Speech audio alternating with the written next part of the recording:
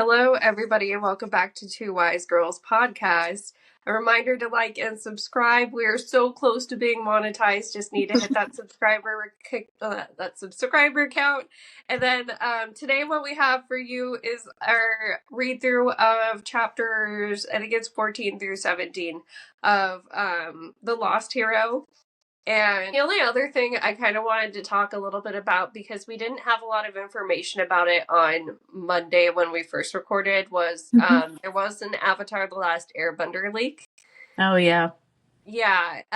So somebody got a hold of the entire movie. I believe the actual official word now is that it was a hacker, that it wasn't like a press pre-screening kind of thing. And this movie was supposed to come out in actual movie theaters. Mm-hmm. They told all the people, like all the animators and stuff, that this was going to come out in theaters. And Avatar: The Last Airbender is definitely popular enough to get people like us to go to a movie theater. That would be amazing to see it on a big screen like that. And a couple months ago, I remember being mad when they put out the news that they weren't going to do that anymore, and they were just going to put it out on streaming. So part of me is like, that does feel like funny karma for Paramount, that they decided to have it be a home release because they punked out on everybody because they're losers, and that ended up blowing up in their face, where somebody either stole it from them or they gave it to them on accident, and that person was like, what if I just share this with everybody, because YOLO. And like, I still hate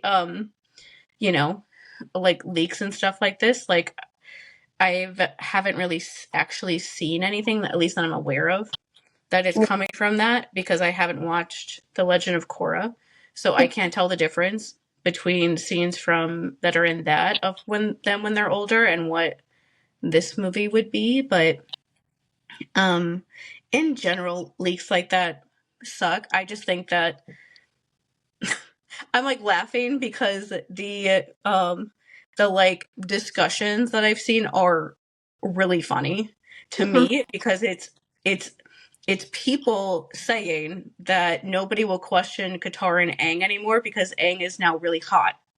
And like animated version, because he's tall. And I guess he has like a six-pack or something. I haven't seen any pictures from the actual thing. It's just Katara and Aang fans gloating nonstop about how no one's going to question them about liking them anymore. And I think that's so funny, because not only because I like them, but more than Zuko and Katara. And Zuko and Katara fans can be so insufferable about that whole thing most of the time. But it's just so funny that those are the only things on threads that I've seen, are Katara and Aang fans gloating that now that he's attractive, nobody will like question why they like him anymore. Now that he's not like a prepubescent, like 12-year-old little baby child. And I'm like, that's hilarious that's the only take that I've seen so far about this movie. Pretty much, yeah. So I got warned about this by a friend who was like, hey, it's floating around Twitter, and that means it'll be everywhere else soon, just so you know. And with this one, yeah, as you said, the fandom just seems to all collectively being like, okay, so now will you release it in theaters? Like hoping that Paramount, as a response to this, will go back to that idea. Just because, yeah, like a lot of people are unhappy with it. How many of us have the money right now for another streaming service? I barely have enough money for the streaming services I have. Yeah. When was it? Do you know when it was supposed to come out? Like, is it a long time from now? I feel like it's supposed to come out like October, closer to the end of the year. So there's a few months to go. What the hell were they doing? Like, where somebody even had something like this? And I will say that one thing that I did see is that one of the animators, at least, was on Twitter and was talking about how frustrating it is that Paramount told them that this was going to be seen in a theater, and so they worked really hard and made the animation look really good. And like the people who saw it said that it's like a absolutely like gorgeous and beautiful movie, and that their work looks incredible, and that they were mad on behalf of the animators that they pulled it out of theaters because it deserved to be on the big screen. And so this animator was saying how frustrating it is that they said it would be in theaters, Now it's not going to be. And now people are just like posting it on Twitter. The way he put it was like posting on Twitter like candy. Like they're just like sharing these images back and forth that they spent like months and years working really hard to make look really good. And that's the stuff with animation that I hate, when animation stuff gets leaked, because you have to work forever in order for anything animated to get finished. Avatar: The Last Airbender is one of the few things that is like never let anybody down, Mm-hmm. like ever. Like it's such just such a well written thing, and the animation is great, the story is great, everybody loves it. People are like, I'm like literally like salivating to see these characters as adults and to get to see them again. Like that's, it's like, it doesn't even feel real to imagine being able to see this group of people when they're like in their 20s or however Yeah. old they are in this movie, getting to be like getting to see them again. Like the TV show is such a perfect thing, Mm-hmm. that, and it still is. Even now when you watch it, like nothing is wrong with that thing. You have to be like a really angry person to find something wrong with Avatar: Last Airbender. Truly. It's really funny how new people watch it and they're like, did you know that the Fire Nation is in the United States? Yes.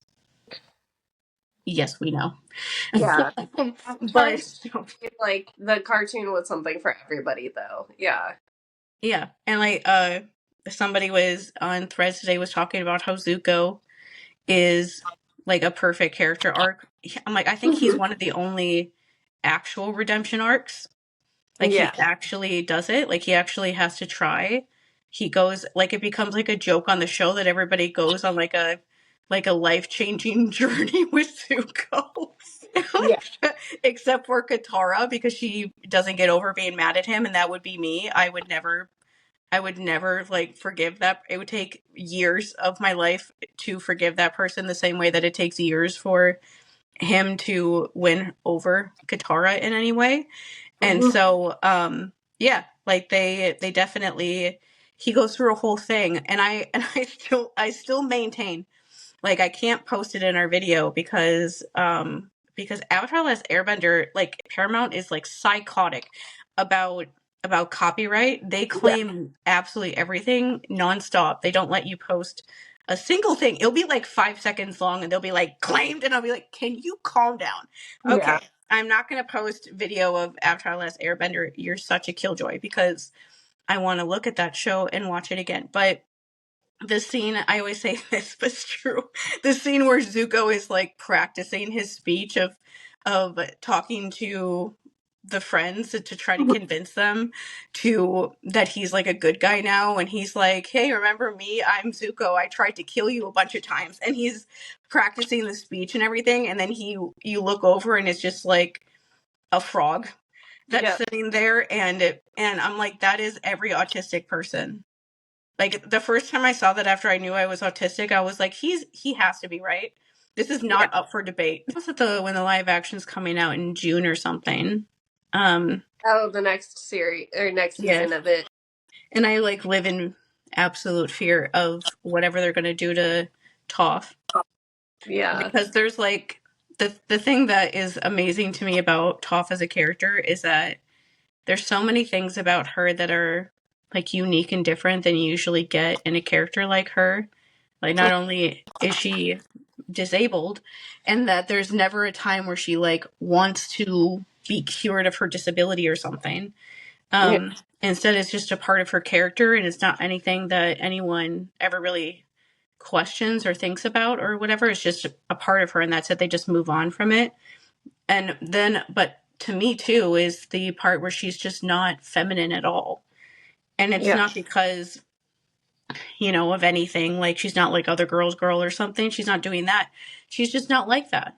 And so Yeah. she's just such a unique character that there's like 7,000 ways that they could mess that up. And Toph is such a beloved character that if they mess any of it up, people are going to be so upset that they're going to be like think pieces for like 3 months straight.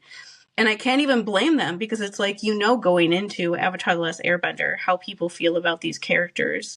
Mhm. And so if you've messed up the other one so far, and she's such a a unique character in that way. There aren't other characters like her really out there, honestly. And Yeah. so if you mess her up, that's like she's like sacred. There's like certain characters that are like sacred to different fandoms. Like for Percy, honestly, Zoe is one like that. That they're just everybody loves that person so much that the idea that if you mess them up, you've betrayed us in an extreme way that you can like never come back. And so if I would be terrified if I was people running that show, of Yeah. people actually watching how they depict her because they're not Oh going to my do god. it the right way. I hope Zoe goes well. Sorry, I know we're changing the subject to Yeah. Titans Curse now, but like I hope they do well, and I hope that we also get the flashback of her with Hercules now. Yeah. I definitely want I feel like you have to do that because of the story of Titan's Curse, like what it's really about, like how Luke is like mirroring the kind of stuff that Heracles did. And Yeah. so, and especially because it tells everybody the backstory of Percy and his and Riptide and his sword and stuff. That I feels like for those reasons that it's important enough to the plot that they would have to do it, and especially because, of course, like where she is where the big where like Ladon is and where the big battle like starts at the end. So they Yeah. have a lot of plot reasons to justify showing it, but I just want everything about her character to be there. Because Yeah. that is like another, like I said, she's sacred to the Percy Jackson fan. Nobody is like, I don't really like Zoe that much. That's never happened, like ever in the history of time. And so you have to, and they know that. Like there's no way that they don't know that. People were asking who was going to play her like every day when season 1 was done. There were people wondering who was going to play her. And so they know that. They definitely know, but it's just a thing that feels scary to like imagine actually seeing it and trying to like Yeah. temper expectations and like give like Sarah a chance to actually, show what she can do as the character, but also it's just such huge scenes that have to work because if they don't, like other things and all the other books just like don't have the same feeling, I guess, is the best way to put it. Like you just have to. And like I don't know how she could die and people like, they wouldn't they that it wouldn't like hit you the same way that it does when you're reading it in the book, but you never know. You don't know what they're going to change. And especially now after season 2, the way that they're like wilbifying Luke, it does make me worry that they're going to like somehow change him being very villainous at the end of that book to lessen it somehow. Or something, or make it all Kronos' fault or something that would take away from like the story of all that, because that's Zoe being killed by her dad basically is just another example of that sort of thing happening. That you can make the easy parallel between Zoe and Annabeth in that book, that Yeah. Annabeth is like hurting herself to try to protect Luke who doesn't care about her, in the same way that like Zoe got hurt and is hiding the fact that she's dying from poison before she even fights her dad at the end, and doesn't want anybody to know, because she knows that the prophecy is about her and doesn't want anybody else getting hurt.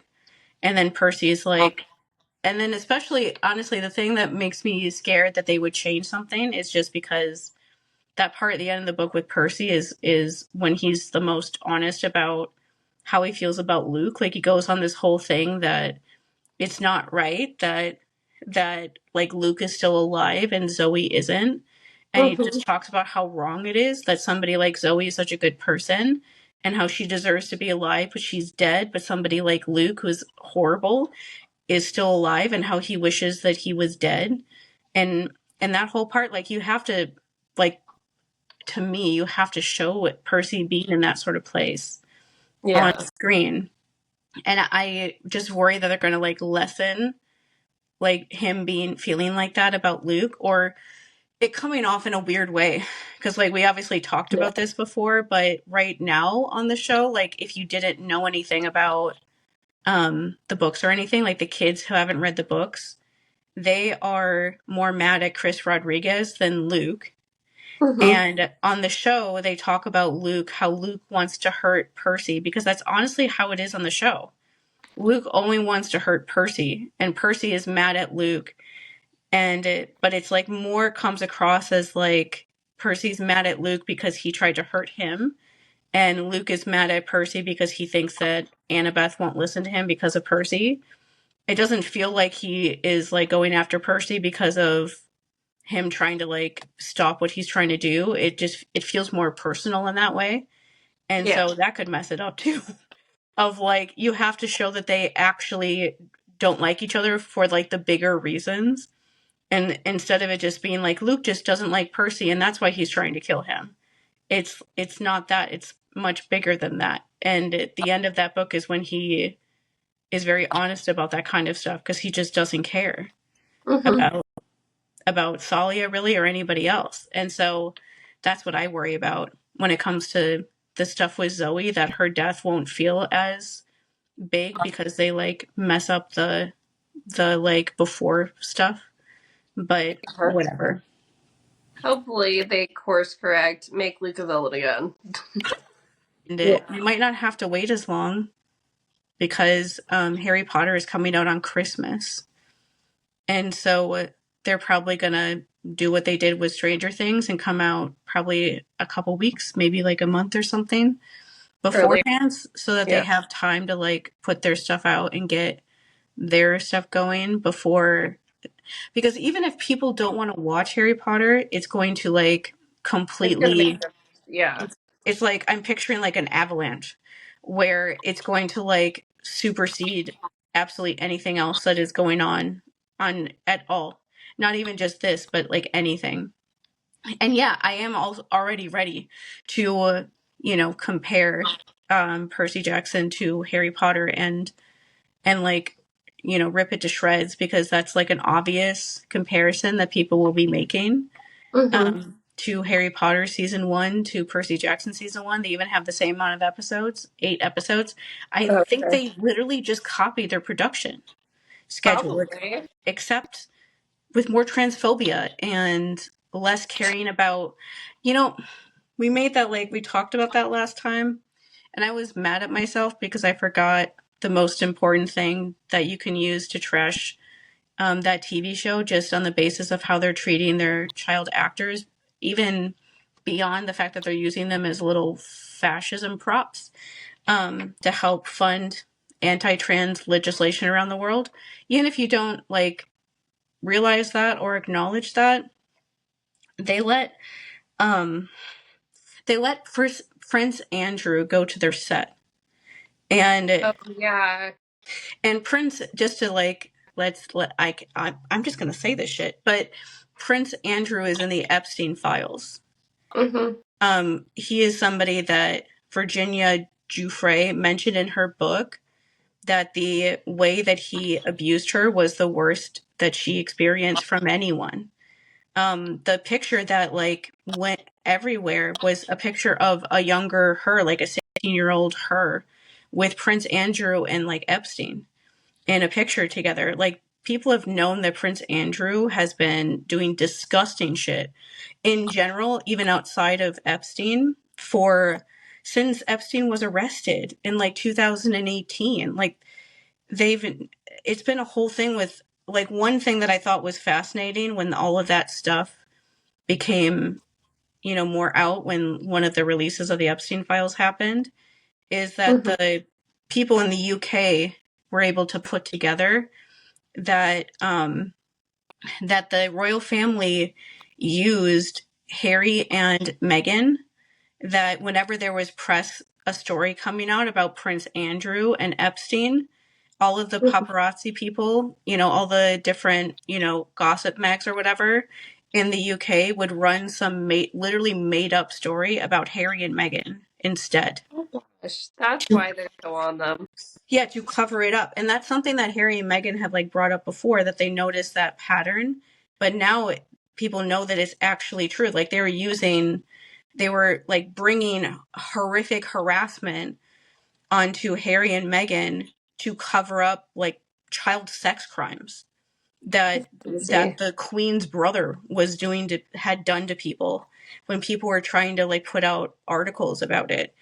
That is who J.K. Rowling let to go on set when they were filming season 1. With Like this, children.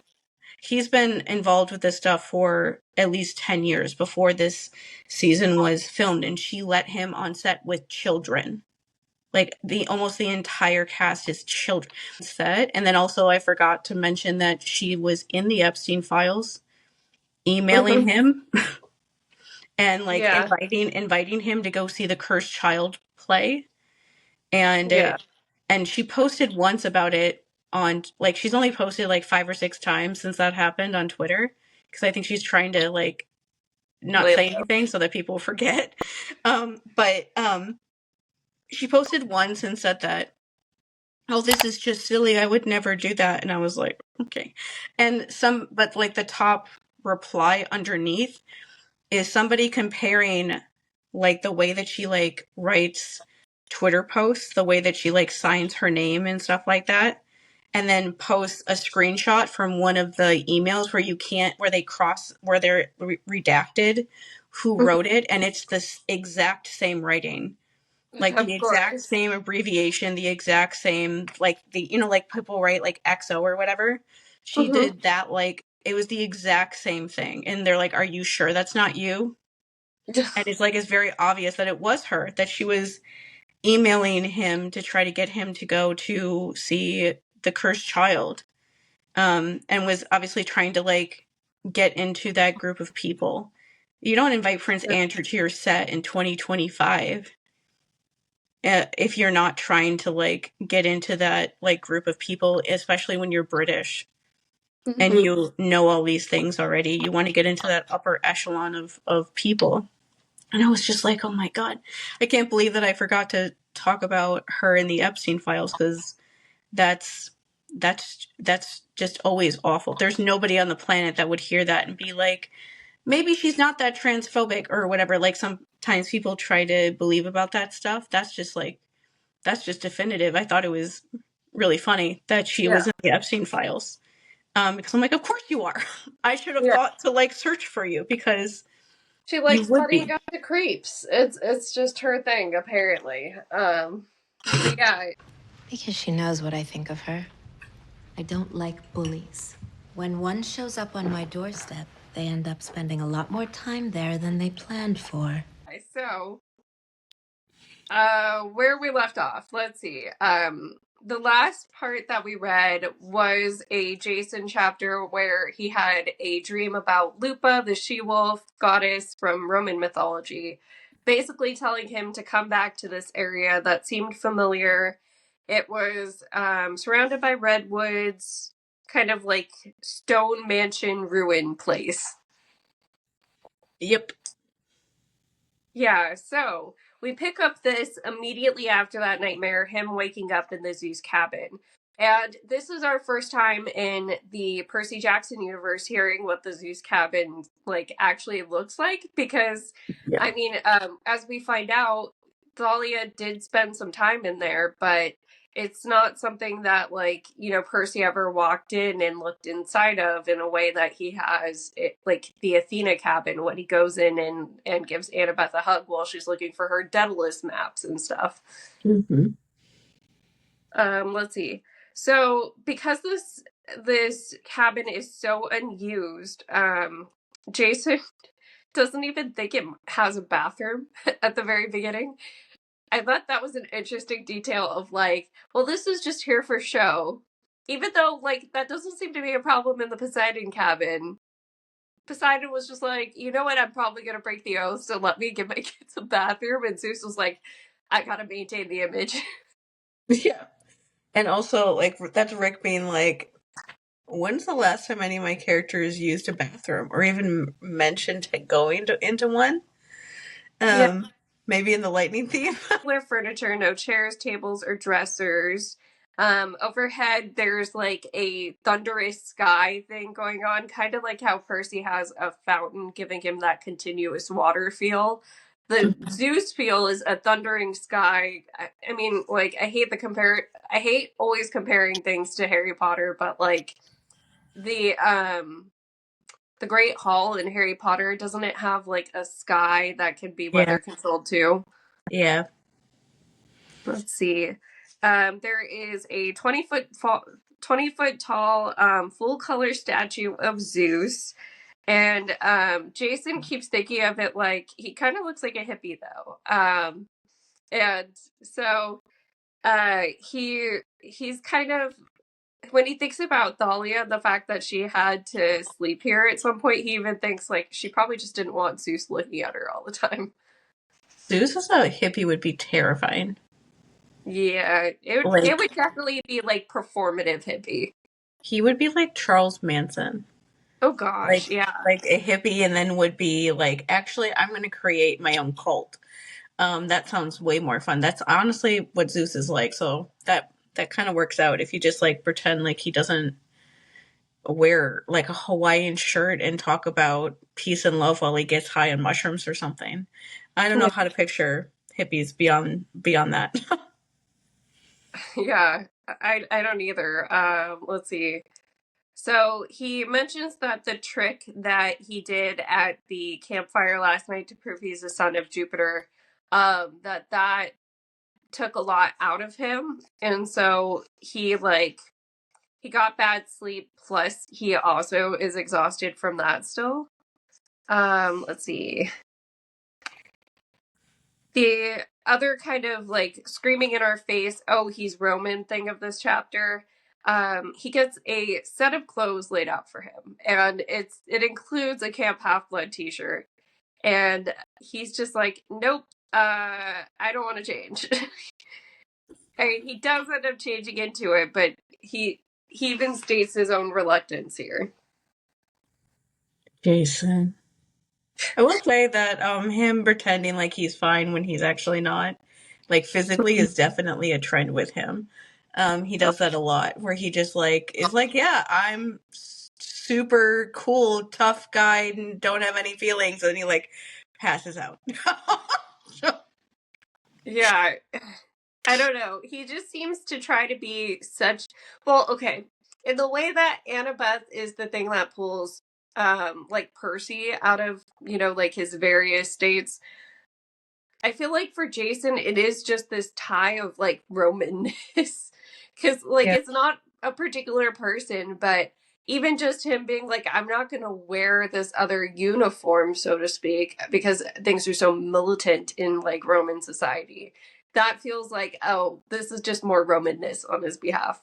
Yeah, I feel like he's the definition of like Roman stoicism, of just like, I have to be tough and strong and never tell anybody about a single emotion that I ever feel ever ever, and then try to figure out what those are inside my own head, but not really do that much either. And if Yeah. he like could be like the dude bros of the podcast era that are becoming weirdly obsessed with Roman stoicism, he would like do like cold bath things that they keep doing. Oh god, yeah. The Roman cold Stoic plunges. people, they think that like taking a super cold bath is like the trick to, fixing your nervous system or something. And I'm like, it's honestly fascinating what people will do instead of just seeing a therapist. Like, you could just see a therapist instead of sitting in water that is purposely really cold. Like, I could jump in water like that. I live in Wisconsin. That wouldn't be hard. For like, I could just jump in Lake Michigan. It's always freezing because it's a gigantic lake. I don't have to work that hard, but this seems like a lot of work. Well, so I think that it does provide some vagus nerve kind of stuff, but like I don't think you need to actually submerge yourself. I think you could put like ice on your chest. Yeah, and also like the podcast dude bros that are weirdly purposing this stuff and completely out of context of its culture. The vagus nerve thing is like, take something that's cold out of your freezer. and put it on your chest. That's what that means. I used to do that when I had way more problems, like not panicking. I would go into my freezer, find something in there, put it on my chest, and like listen to music and like breathe and sometimes sing, because for some reason singing helps that like happen too. And I'm like, that's what they mean. They don't mean like sit in the coldest water you could possibly imagine and suffer for as long as you possibly can to show how tough you are. That's all they mean. It's just a temperature change, or like eat sour candy. Sour candy also does that for the vagus nerve, because it's like a strong different change of like what your body is like reacting to. So like you could just eat like spicy food and you'd be done. But they just Yeah. make everything so like I have to be a man. Yes. He looks at the hippie Zeus statue that he keeps calling it, and he says, "You're welcome to help." And then nothing happens. He's just like, "Thanks, Pops." That's accurate. I'm glad that he didn't get like struck down by something for being sarcastic towards him. You never know about what Zeus is going to do. Yeah. So you had talked before about how Jason and Piper are supposed to be like knockoff Annabeth and Percy. So these few chapters that we read for today, we kind of see their thoughts about one another, and he starts thinking back to the campfire and how she had suddenly got, Aphrodite's blessing for a short while. Everybody's paying attention to her because now they're perceiving her as prettier.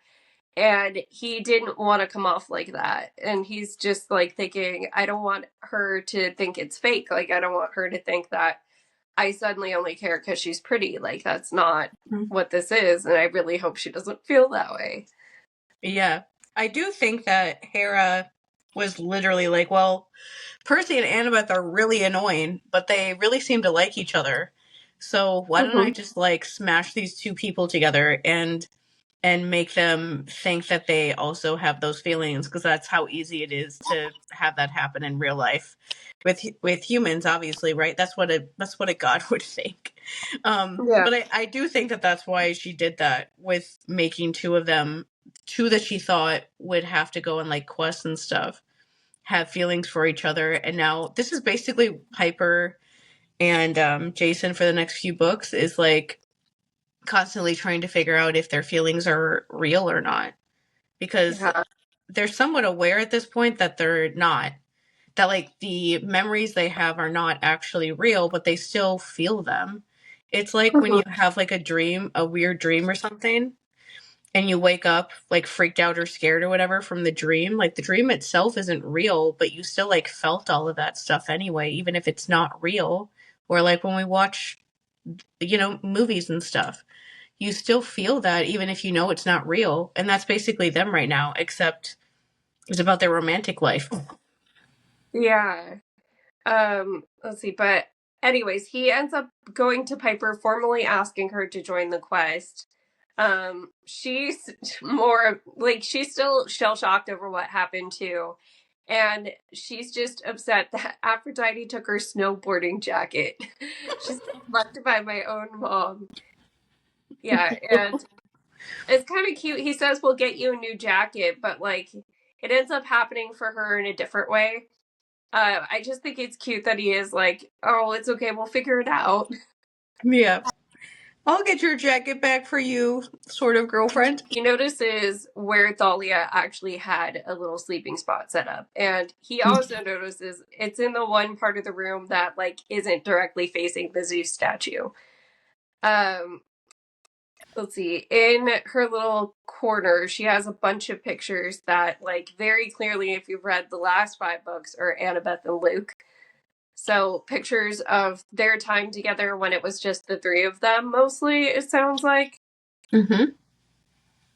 And Annabeth happens to walk in right as he's looking at these. Like, he still wants Annabeth to come with him, but Annabeth is like, no, I gotta look for Percy. You're fine. You got, like, the right crew. Even though he also notes that she seems a little envious of, like, him about to be going on a quest. Yeah. Yeah, I she's thought like that was a little remembering cute. Yeah. back in the not really good days, but like better than right now. Hmm. Oh, hold on. The picture he sees of Luke, um, he was pointing to an alley behind them, like he was telling the photographer, "Let's go meet things in a dark alley and kill them." Yeah.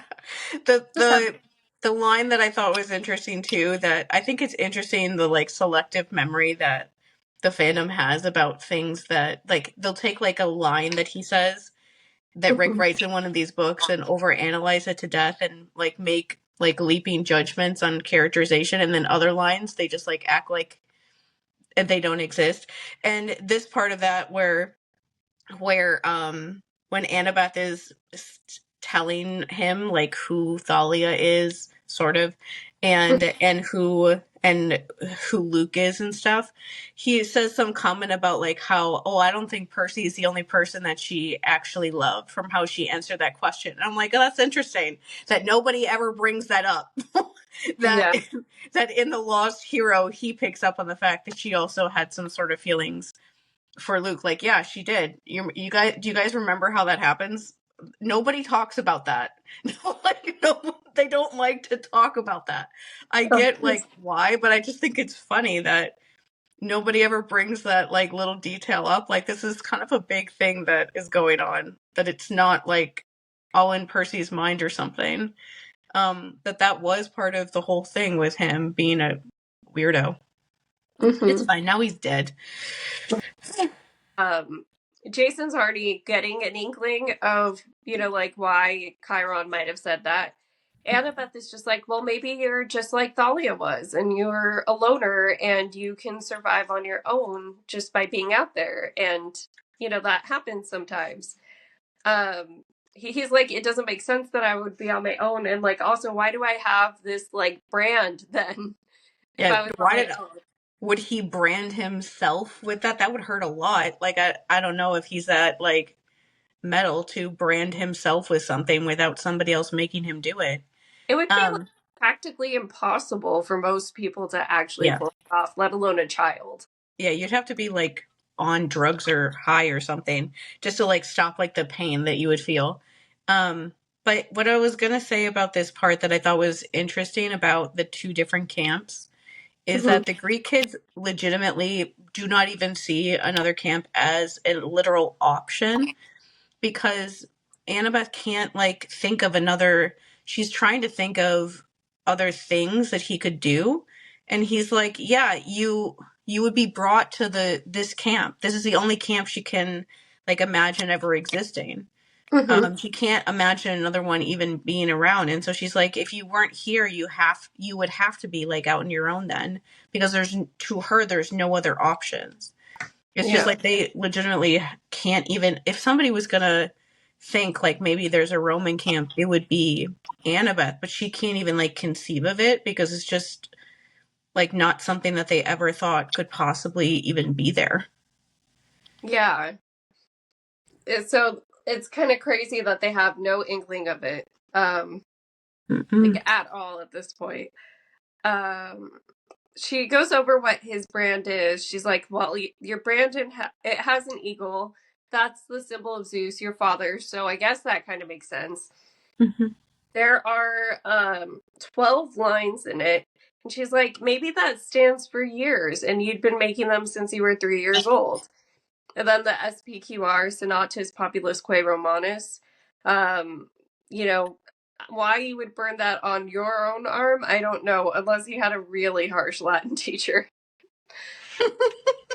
Rick, stop it. I'm just trying to Uh, picture Rick Riordan in class being like, if you act up, I'm gonna brand you yeah. as like a joke or something. No, so what gets me about the like SPQR is, so the Q comes from the que at the end of Populusque, and that is like a suffix that means and. So it's not its own word. And so I always feel like I'm missing a word because there's only three words, but it's because the que is in there. It's a weird thing. Well, Annabeth clearly thinks Camp Half-Blood is the only safe place for demigods. So he decides to just reveal the dream to her because, like, clearly whatever place he came from before his memory went away is going to have something to do with the quest, and finding it is going to be the key to everything. And she, as a now Bay Area girl, says the same thing as me. It's like Redwoods. That's like our neck of the woods. Could be Northern California. And the she-wolf, I've studied goddesses, spirits, and monsters my whole life. I've never heard of Lupa. Girly, you didn't just look at the romance. Jason, the thing about prophecies, the more you know, the more you try to change them, and that can be disastrous. Chiron believes it's better that you find your own path, find things out in your own time. If he told me everything he knew before my first quest with Percy, I've got to admit I'm not sure I would have been able to go through with it. For your quest, it's even more important. Yeah, because he can tell Annabeth's not telling him something. And lots of things. Oldest northern settlement as far north as you can go. And Jason's like, Maine? And she says, no, Canada. Quebec. Canada. You should be dead. Chiron had said it. It was a comment about Jason beating the odds as a It wasn't a comment about Jason beating the odds as a loner. Chiron knew something specific. Something about Jason's family. And this is when Jason finally processes, like, okay, the she-wolf said, you'll be our saving grace, and said it as if she's being clever. Chiron seems to know something about my family. This picture of Thalia looks very familiar. And he ends up just telling Annabeth, I'm pretty sure my name is Jason Grace. Yeah, and Thalia is like, poor Thalia. And Annabeth's like, excuse me? Yeah. Because I honestly don't remember. Like, we'll find out at a certain point, because Thalia is in Heroes of Olympus a little bit because Jason is there. But I honestly don't remember if she thinks that he's dead or not, or if they just thought that he died because he was so tiny when she left, and like when she had to leave. He was only like 2 or something when she had to leave, and so I don't know if they actually think that he just died because they never heard of him ever again when he was actually just like being raised by literal wolves, or what. But it was like something like I just can't remember which one it is yet, but we'll find out eventually. Yeah, Frick's trying to go with the same kind of story that happens in so many of these myths. They probably thought he was dead. They probably thought he was completely dead because the she-wolf was raising him in some cave or something that nobody thought to check. Yeah, and he never, like, Thalia never saw or heard from him ever again after she was back and everything. And so they don't really have a reason to think he would be there. Yeah, she wouldn't have much reason to go to San Francisco. Even as a hunter, I don't think she would have too much reason. Especially because Luke's place was in San Francisco. So that's the last place any of those people would be going, at least during those years. We jump to Piper's perspective. She is kind of like really unhappy about how she got claimed because it's not changing. Like she's not able to make herself look scruffed up no matter what she does. She tries like ratting out her hair, she tries putting on mismatched clothes, and everything looks great on her and she looks amazing, and she hates it. And so her siblings have to tell her, like, oh, you know, that's Aphrodite's blessing. It's not going to go away for a couple days, or if you're lucky, weeks. She's like, no, not weeks. Yeah, and that it'll just like naturally kind of fade away after a little while. I would absolutely hate that in an extreme way, and so I empathize with her. So this first Piper chapter, we find out a lot of what's going on in the Aphrodite cabin. And basically, Drew is the biggest mean girl that you could ever think of. She's basically the stereotype of every mean popular girl in every single teen sitcom. Down to in their cabin, she has one of her half brothers like picking up garbage off the floor and sprinkling more garbage from the girls' bathroom, which Rick is saying something there that he's not like saying explicitly. Mm-hmm. and just having him pick it up. Like, just that's how they're keeping the cabin pristine, is she does things like that to make people enslaved, essentially. Yeah, I thought Drew is such an interesting adaptation, or whatever you want to call it, of a character like this, because to me she was really interesting because it's the Aphrodite cabin after Silena was killed slash died. And Yeah. so it's very obvious like response to that, where so like they say it in this chapter that Silena broke some of their like rules or whatever, and then she ends up being like this, um doing what she did with, or being forced to do what happened with Luke, and then dying.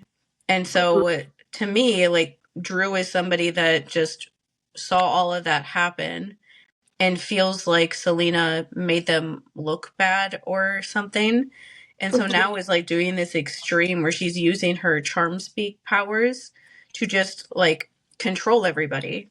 Because if she controls everybody, then she can make sure that nobody falls out of line again and everybody does what they're supposed to. And what happened with Silena doesn't happen anymore. Because Silena was in charge of the Aphrodite cabin before her, and so she was the next oldest kid after all of that happened. So she watched all of that happen, and she was supposed to go on the quest before Piper ended up going instead. And she would be somebody that you would think would go as being one of the older kids at camp and stuff. And so it's interesting that you can see like why she wouldn't like Piper, even though she's being like really controlling and mean to the other kids. But I just think it's interesting because you can understand why she is when you actually like Piper herself doesn't know any of this stuff, obviously, but we as the audience do. And so when I read this, I was like, yeah, I get like how she's acting really mean, like every bully that I had when I was in school and stuff. But I'm also, it's just interesting to me because you can understand like where those decisions came from. And it was from Silena dying and Yeah. being like and being the mole for all those years. Those happening in that way is what caused that to happen. And I just like that. I like that Piper and Leo are in these cabins with these kids that died in these ways, and their cabins are still trying to figure out what the hell they're doing, and they have no idea what they're doing. Yeah. Like, Group was able to take over like this because no one knew what the hell to do after Selena died the way that she did. The way that the Festus cabin is just like flailing after Charlie died too. Neither of them have any idea how to like do anything anymore. Exactly. Yeah. So, Drew is running the place like a sorority house with a big hazing like ritual, basically. And so Piper takes a look around. She notices that the like boys' side of the cabin is very well organized, and she's like, "There's something unusual about boys being organized." And then on the girls' side, she sees all these people have posters and stuff. Like, a lot of us did it in middle school, posters of things we like, whether it be music or anime or like we all did it in some respects. Some of us, it was people we had crushes on. That's what the Aphrodite cabin is doing. And unfortunately, Piper sees the poster and she keeps calling it the poster, because it's like one that she's come to really like hate.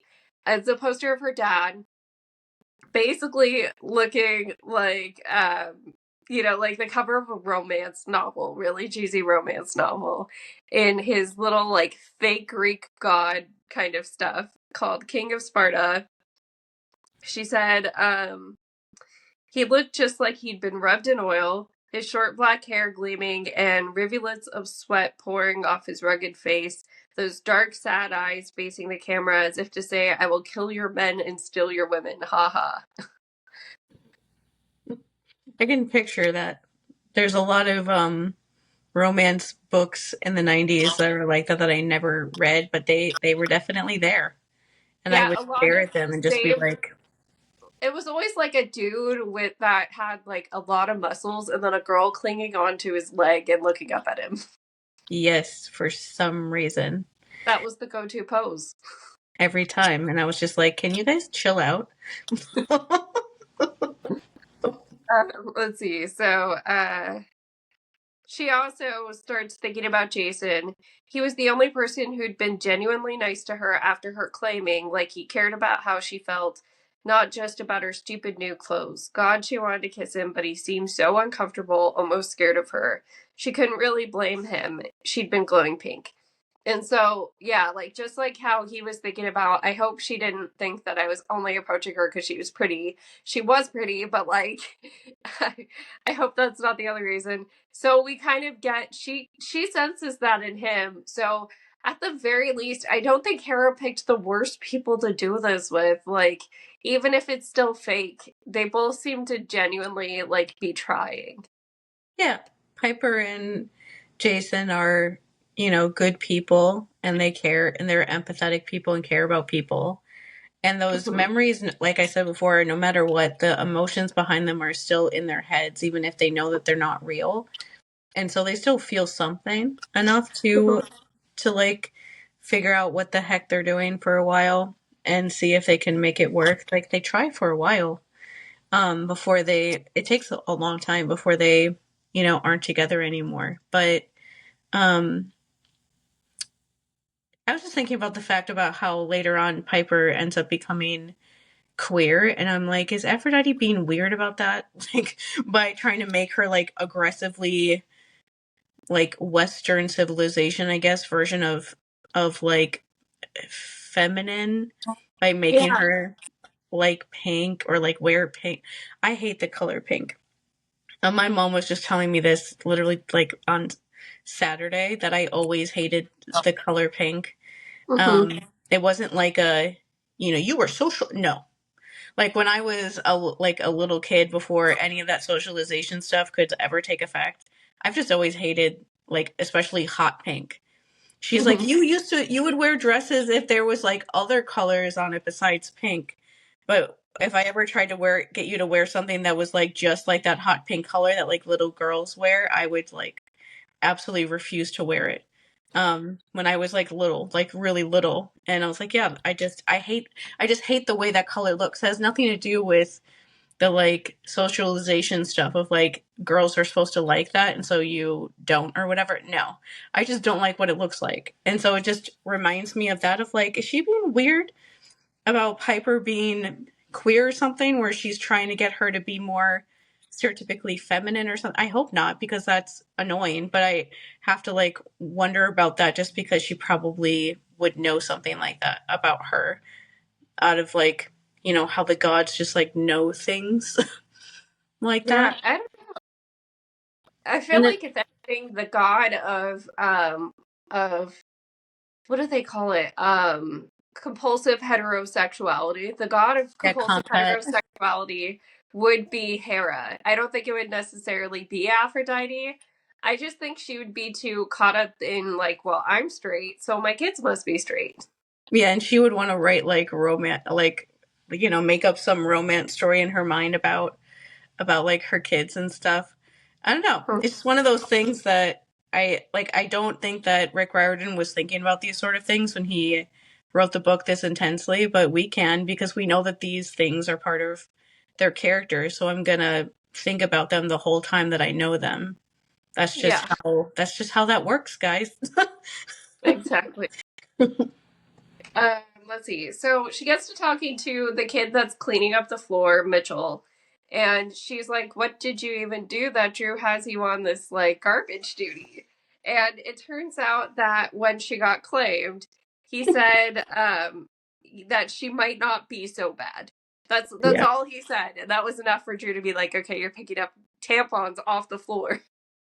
Cabin 10 person comes up and it's one of her half sisters now, and she's looking like she's sneaking around. She hands her a pile of clothes and is like, here. And so we find out this is Lacey. She took up a collection for supplies for Piper, against, like, or behind Drew's back, because Drew doesn't even know this happened.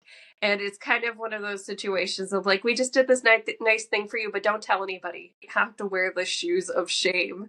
Um, Apparently, they're nurses' shoes, like orthopedic nurses' shoes. I just love that that's like what they picture as like the worst punishment ever, is to wear ugly shoes for a while. Yeah. So Lacey and Mitchell they reveal to Piper that Drew's basically keeping all of them under control by using Charmspeak, and that it's extremely rare. So they don't really even have the power to like not fall victim to it. Mm-hmm. Piper is still in the process of realizing that she also can do Charmspeak. So she hears this, and I do think she somewhat recognizes that she's the only person on Drew's level to compete with her this way, but she still doesn't fully know what she's capable of. Yeah, when she figured out, I thought it was funny how they were like describing what it is, and she's like, "So could a person like steal a car, for instance? Like, Mm-hmm. could they do something like that?" And they're like, "I get," and I'm like, I'm glad that she figured out, like, oh, that's why people do these weird things for me that I get arrested for later on. Like, okay, Yeah. that's interesting. But yeah, I do think this is what I think is so interesting about the Aphrodite cabin being like this, is that it feels like Piper vaguely reminds me of a Silena like archetype of Mm-hmm. how she was like this sweet person that, just liked people and cared about people, wanted to do the right thing. And especially with the whole thing that she's keeping secret, the whole thing about her dad being held captive all this time and thinking that she's going to have to betray all of them in order to save him and stuff. That's a more aggressive, like Silena sort of thing going on here, especially with the whole thing with Jason going on too. Um, and thinking that she's going to have to do it like in front of Jason, a sort of thing. And the way that like Charlie died, and that was like the big thing that made Silena be like, never mind, I can't do this anymore. But it does feel like that, and I feel like that's why Drew is like trying to like assert dominance so hard on her, is because she can like see that personality type in her and doesn't want her to like take control. Piper finding out about the Charmspeak thing, she's like, how did you even get, like to be the head of the cabin? Oldest camper automatically gets the post unless somebody with more years or more completed quests wants to challenge. In which case there's a duel, but that hardly ever happens. And I feel like Rick is already like, Piper's the type. She's the type with the audacity to pull us Oh yeah. off. And her coming back from the quest would probably be the thing that would have to trigger it, because like she doesn't have more years on Drew, obviously. So if she completes this one quest, she's already in the running. Mm-hmm. Yeah, Drew's never even gone on one, like ever. Mhm. She was supposed to go on this one, but yeah. Mm-hmm. Drew comes back into the room. This is where she sprinkles the tampons on the floor. And she starts talking about Silena. See, Piper Hun, we're a good cabin here. A good family. Silena Beauregard, though, you could take a warning from her. She was secretly passing information to Kronos in the Titan War, helping the enemy. Oh, none of the other cabins talk about it. They act like Silena Beauregard was a hero. And Mitchell pipes in and says, she sacrificed her life to make things right. She was a hero. Uh-huh, Drew said. Another day on garbage patrol, Mitchell. But anyways, Selena lost track of what this cabin is about. We match up cute couples at camp, then we break them apart and start over. It's the best fun ever. We don't have any business getting involved in other stuff like wars and quests. I certainly haven't been on any quests. They're a waste of time. Lacey raised her hand. But last night you said you wanted to go on a... Drew glared at her and Lacey's voice died. Most of all, we certainly don't need our image tarnished by spies, do we, Piper? And yeah, very targeted, very like, I already know what you're up to, even though Piper's like, I don't know what I'm up to. Yeah. Yeah. And I think this is why I think this stuff is interesting, is because Drew is basically like, we just need to be like superficial. Like she wants them to be like the superficial version of femininity, and Aphrodite and all this stuff, like making the place look like a Barbie dream house and be pink and making the boys like clean up their mess like that. And just I like, even though this book came out way before that, I never saw the Barbie movie, but just from like the commercials for it, it reminds me of what it looks like the Barbie sort of world is like, before like the plot in the movie happens and stuff. But it just, uh, the Aphrodite cabin during these books is one thing that the fandom talks about a lot. And they tend to critique it to be like the Aphrodite cabin should be like this, not like this, like all the kids should be like getting along and all this kind of stuff. And I'm like, yeah, but trauma happened. That's and now that I'm reading it again, I'm like, yeah, I was right about that. Like trauma happened. That's why it's not like that. It was like that before when Silena was around, but she like viciously died and also was being, horribly tortured and groomed by Luke before she died. And so that fucked it up. And that's actually like true to life. And Yeah. Drew being like, we can't actually like get involved in these things because everything goes wrong when we do. And so let's just like almost like go back to like the default setting of the stereotype of what people think. Like it would be like if Percy showed up and was like, you know what, I really didn't like the whole Titan War thing, so I'm just gonna wear a Hawaiian shirt and go surfing and sit at like the ocean all the time, and that's all I'm gonna do to be like a stereotypical Poseidon kid and like go talk to like fish and go surfing and eat seafood, and that's all I'm ever gonna do, and that's it. Goodbye. But that's basically what she's doing. She's like being like a stereotype of Aphrodite because she's like, well, that seems easier after we tried to do more, and it blew up in our face. And I can even understand like why she says the stuff that she does about Silena, because she actually, went through all of that. I still like will defend Silena forever to literally anyone else that says that kind of thing about her. I am always glad that Rick makes it so like definitive in that way that he has this character who is very much the antagonist of Piper during this part of the story, being the only one that sees Silena as, a traitor still. It's just stuff like that that like makes your audience, if they feel like that about Silena, they're gonna realize that like the author doesn't agree with them, and even if they still think that, um, I'm glad that he kind of like puts people in a corner like that, because there are still people that think that about Silena. Every once in a while, I come across like a video or a post somewhere of somebody.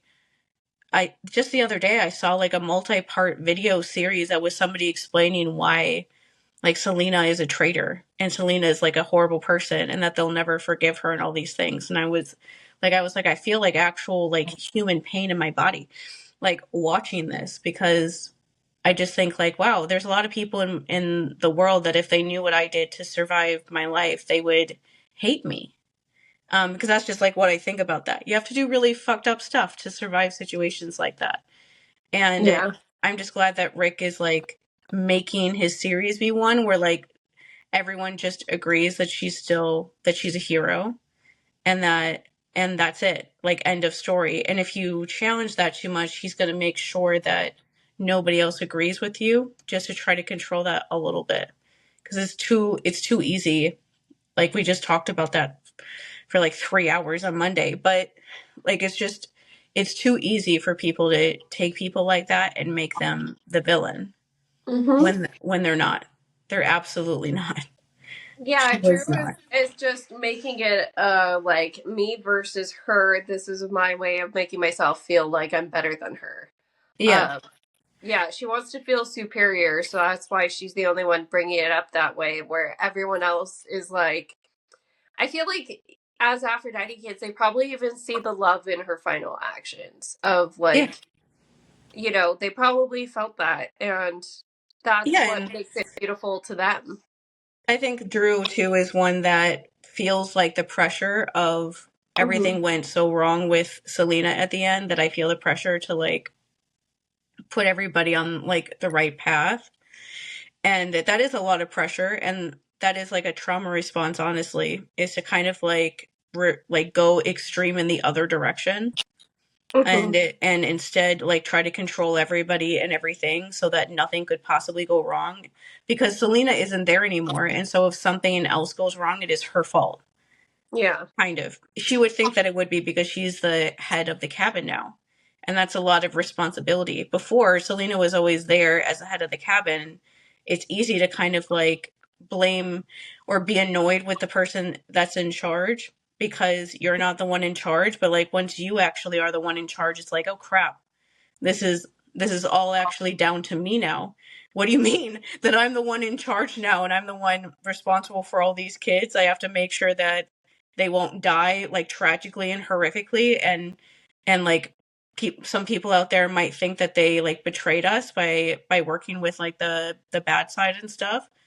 And I honestly think that's where a lot of that like attitude comes from, of like, I'm not going to let these people make me look bad. I don't know how to handle that responsibility, so instead I'm just going to try to control them so much that they can't even do that. It's very much like a teenage girl way of responding to like insurmountable responsibility right after the person who had it died like like horrifically in front of everybody. Like if I was her, I wouldn't want to be in charge like Selena was either. That would be terrifying.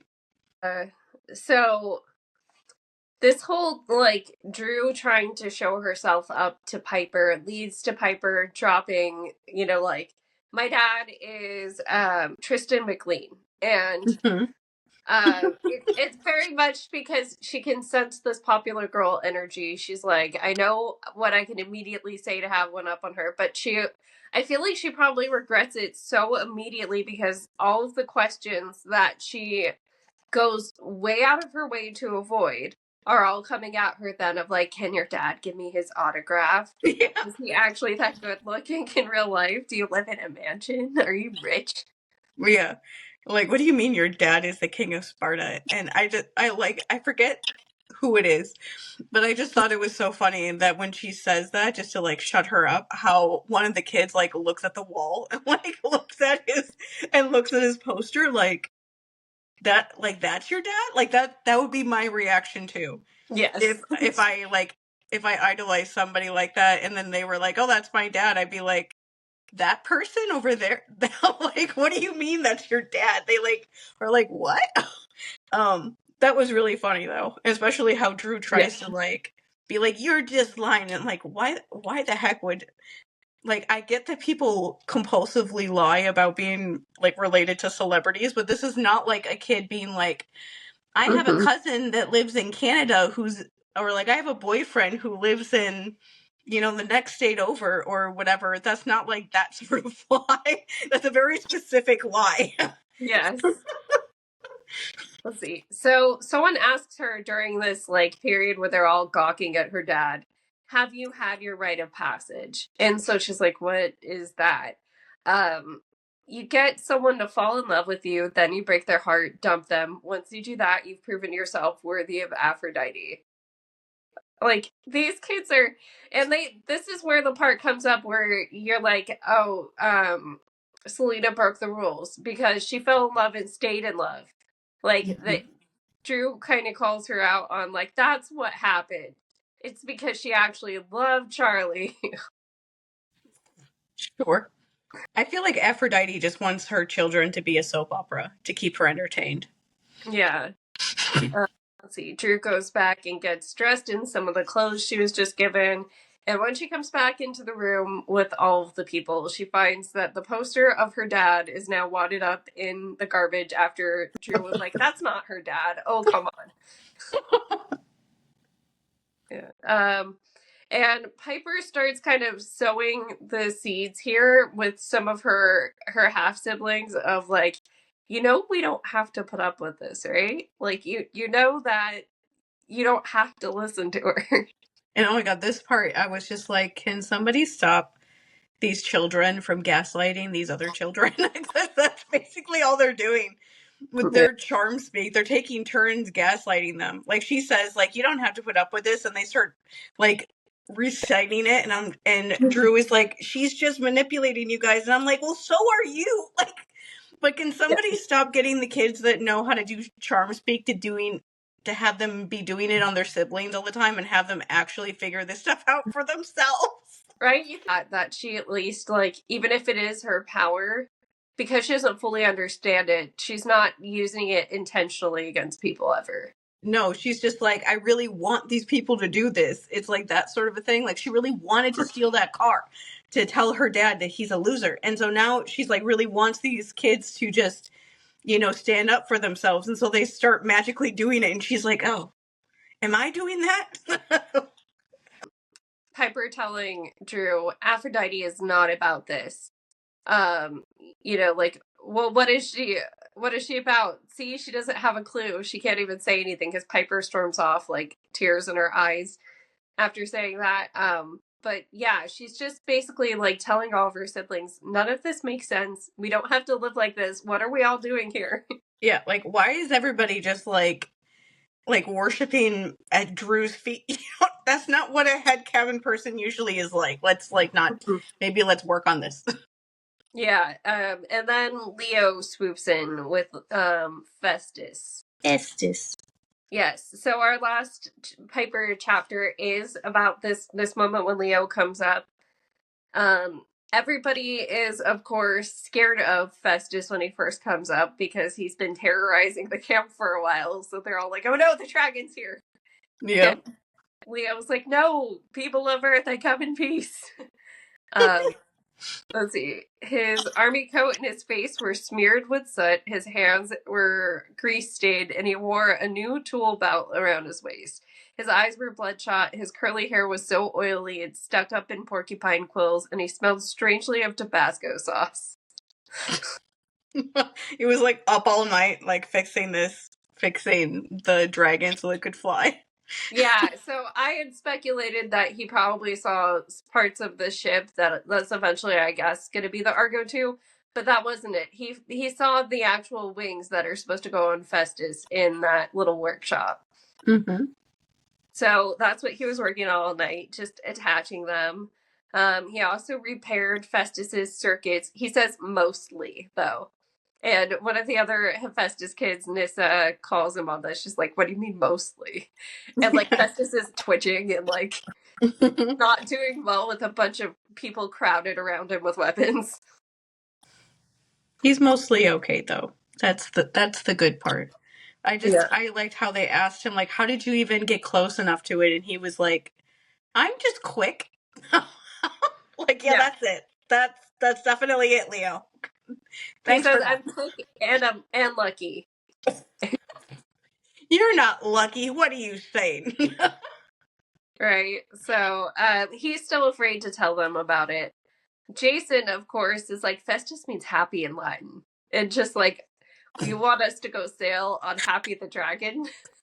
We got a comment from one of our longer term followers, really, that was commenting on one of our other videos where we talked about how, like, Jason is just like chat GBT of, like, only Roman specific things, and that if you just, like, mention something around him, he just, like, spits it out. But that's literally what he just, like, says stuff only about things that are Roman, and I'm just like, are you okay? Like, are you, like, only about Roman things? Like, nobody cares that Festus means happy in Roman. That's what you know right now? You don't know anything else about yourself, but you know that, like, okay. He's just really funny about that. Like, he's like a little, like, trivia show only about Roman specific things, and that's all he knows. It's so like an autistic person, like, lost their memory, and all we remembered was the special interest we were thinking about at the time, and that's all we could remember. That's totally what he's doing. Yeah. I do love them pointing out, yeah, let's go fly on Happy the Dragon, which honestly makes, like, the cover of, like, cover art of them just on Happy the Dragon. They're so happy to be on this dragon. Yeah. Let's see. So, yeah, Annabeth looks sad again, but right before Jason's like, "Are you sure you don't want to go one more time?" Um, like this reminded her of better times. Jason, you've only got 3 days until the solstice now. You should never keep a nervous dragon waiting. This certainly is a good omen. Go. And then, just again to talk about her nostalgia. 3 days until the solstice. Like so many of their quests have been a deadline of, oh, the solstice is in a few days. Yeah, that's pretty much all of them. Like, it's always like some solstice is like 5 days away or something like that. I think at least the first book and the third book and the last book is his birthday instead of it being like a solstice day, but there's always something to do with the goddamn sun. Right. So, let's see, they fly on the dragon. It's cold up in the air, but Festus is actually warm because he's got machinery going on inside of him. Let's see. What if we get spotted? Piper asked. The mist, Jason said. It keeps mortals from seeing magic things. If they spot us, they'll probably mistake us for a small plane or something. And she glanced over her shoulder. You sure about that? No, he admitted. I think it's funny that they're joking, just like, because honestly, I'm sure that in this world, so many of the people who talk about seeing like UFOs and things like that, it's probably just mythology things. Yeah. Yeah, like I hope a Lord of the Rings fan sees them and thinks that it's people riding bald like the eagles at the end of Return of the King or something, because that's what I would think. Seeing something like that, like, sure, I won't even question this too much. That sounds fun. Let's see. So Piper also notices that Jason has the picture of Thalia.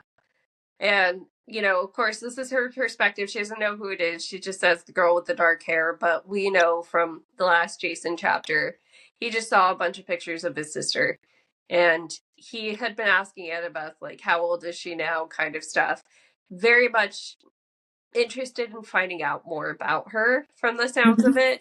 And so I wouldn't be surprised if he's carrying around the picture of, like, well, my memory's failing me, so I need to remember what she looks like. Yeah, like she's the only thing that he has gained a memory back of, and so he doesn't want to lose it. And of course, like teenage miscommunication, she's like, Piper's thinking like, is that his girlfriend? No. Yeah, it's not his real girlfriend. That's his undead sister. Who's permanently 15.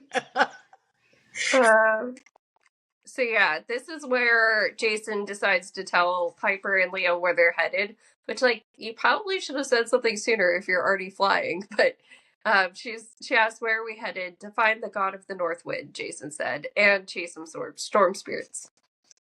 So yeah. Overall, like, with those 3 chapters, it was really interesting to have the back and forth of Jason and Piper, and how they think about each other currently with this whole, are we in a relationship? Do we want to be in a relationship? What is this? Mm-hmm. And they both just like don't want to hurt the other person's feelings while they're trying to figure it out. That they're both like good kids. And then Leo's there just being chaos. That's pretty much their trio in a nutshell. I said, I'm really getting the feeling that we're teeing up for Piper's eventually going to do a challenge against Drew. Mm-hmm. And I really do hope she figures out the Charmspeak enough that, like, she can understand when she's using it, when she's not. Just because I bet that would be, like, torturous in your own brain of, like, does this person actually want to do this thing for me? Or are they only doing it because they feel compelled to because of my magic? Yeah. Yeah, definitely. Of like, am I making them do this, or like, do they actually care about me like this, or am I making them care about me like this? She does figure it out throughout the course of these books, pretty much. But it is like that is like a harder power to kind of understand until you fully understand it, I guess is the best way to put it. To make sure that you're not like that your emotions aren't. It reminds me of how like Aries can like makes people just feel really angry when he's angry, or his kids are make people feel like that when they're like teed up and stuff. It's a similar sort of thing that you have to like control your emotions in Mm-hmm. order to like, it reminds me just of therapy, of needing to be self-aware of what you're doing, and then once you realize that, then that stuff won't happen as much anymore. And it's like that kind of a thing, but it does take, I'm sure it takes a while because she's a teenage girl, how could it not, to like learn how to be aware of what you're feeling enough to make sure that you're not accidentally gaslighting somebody. For next week, we're going to read, there's one Jason chapter followed by, one Leo chapter followed by 2 Jason chapters. So, yeah. And there'll probably be some other thing we'll talk about, because right now it's like relentless with, yeah. like, I don't even know how to look at like social media right now. I keep looking at it and I'm like, why did I do that? Because there's a new story about some horrible sexual abuse thing literally every 10 minutes. Yeah, Like, I'll catch up with that after I catch up on homework. like it's just, it's good that you're not looking at it. Like, I look at it because I don't have anything else to look at when I'm working my stupid jobs and stuff. But it's a lot right now. There's like 6 different stories and they're all overlapping at the same time. And so it's not even just like one thing. There's just all these things all happening all at once. So you never get a break. Oh gosh, yeah. Hopefully things slow down enough that we can catch up a little bit for Monday. Yeah, that'd be nice. But yeah, we will be back with more Lost Hero and whatever else we feel like talking about on Monday. Yep. Bye.